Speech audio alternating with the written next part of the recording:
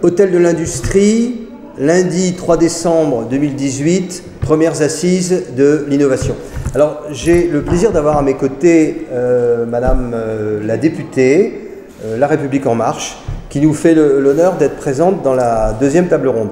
Alors, cette interview un peu spontanée, le côté un peu envers du décor, c'est un peu une conversation. Donc, Madame, merci d'abord de nous faire l'honneur de venir à nos assises. Et puis, en dehors du thème que vous allez traiter à la tribune, pouvez-vous nous dire un petit peu votre sentiment sur, en général, l'état de la politique d'innovation dans notre pays? Bon, il y a eu un grand élan au moment de l'élection d'Emmanuel Macron en mai 2017, en juin 2017. Donc, en fait, où en est-on à votre avis? Alors, en effet, l'innovation est vraiment un point très important qui nous préoccupe, sur lequel on s'attaque. Dans chaque loi, pratiquement, projet de loi qui passe, et chaque loi, nous avons en effet souvent, en particulier dans des lois comme Pacte, évidemment, mais pas que, des mesures qui vont jouer en faveur de l'innovation, que ce soit au niveau des plans d'investissement, mais que ce soit aussi des conditions. Je donne un exemple, le fait de rapprocher la recherche, c'est-à-dire les chercheurs et les entreprises. Par exemple, dans Pacte, nous avons en effet bien mis ceci en avant, en relation et en accord avec les organismes de recherche et les universités, en disant qu'il faut vraiment que l'on accorde plus de temps aux chercheurs qui le souhaitent, à l'enseignant-chercheur qui le souhaite, d'intervenir dans des entreprises pour transférer l'innovation. Il faut savoir que, par exemple, si vous prenez des sociétés comme Google qui ont démarré en 98-99, c'était 2 étudiants, en effet. Et pourquoi ça a marché? Je ne dis pas que ça a marché uniquement à cause de ça, ou grâce à ça. Mais on a des professeurs d'université qui se sont investis dès le départ dans la start-up.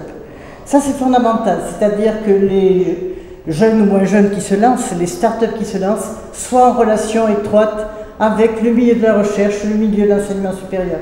Ça me paraît vraiment un point fondamental. Alors, je me permets de vous interrompre. Vous avez cité l'exemple classique de Google et du garage. Et c'est vrai, beaucoup de mérite à ces jeunes gens de la Silicon Valley d'avoir créé ça. Il n'empêche qu'il y a quand même une plaisanterie qui dit, ben oui, ils ont démarré dans un garage, mais très vite, le garage a été posé sur le porte-avions, sur le pont d'un porte-avions. On a quand même la puissance militaire, on a la puissance publique américaine.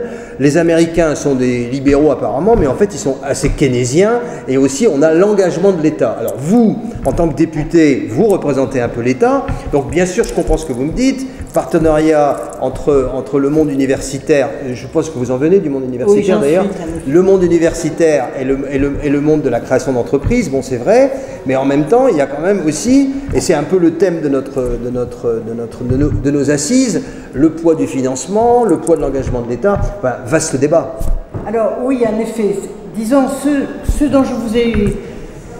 ce que je vous ai indiqué, l'implication des chercheurs, des enseignants-chercheurs dans les entreprises et l'accompagnement des jeunes qui démarrent des startups, c'est le minimum vital, je dirais.